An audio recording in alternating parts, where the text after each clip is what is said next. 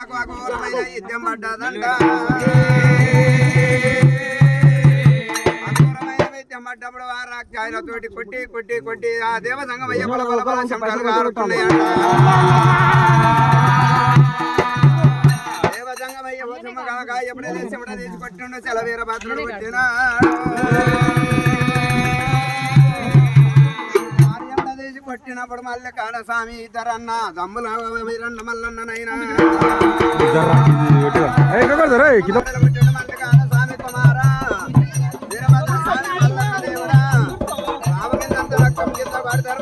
రాజ్యాలు కొడుతున్నాయి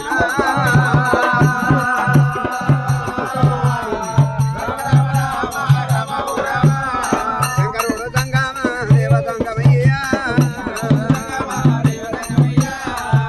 రావ కిందంత రక్తం కింద పడకుండా 66 కోటి రాజ్యాలు కొట్టుమని చెరువు పెట్టుండు సంగమయ్యా.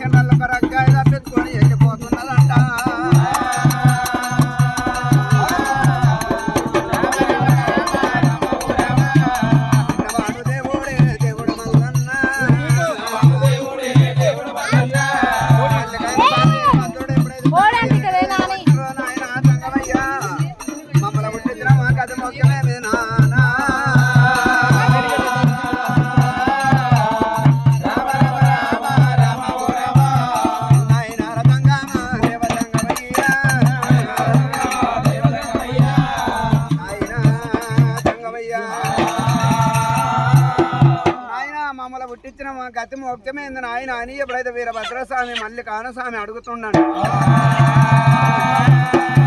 ఆ దేవతంగమయ్య కుమార మళ్ళీ కానస్వామి వీరభద్రస్వామికి ఒక పంతిస్తున్న ఆటలు ఆడుకోవాలి నాయన. ఒక పంతిస్తున్న ఆటలు ఆడుకోమన్నప్పుడు వీరభద్రస్వామి ఎప్పుడైతే తమ్ముడా మల్లయ్య నువ్వు బంతి వేయాలి నేను బంతి కొట్టాలన్నాడు.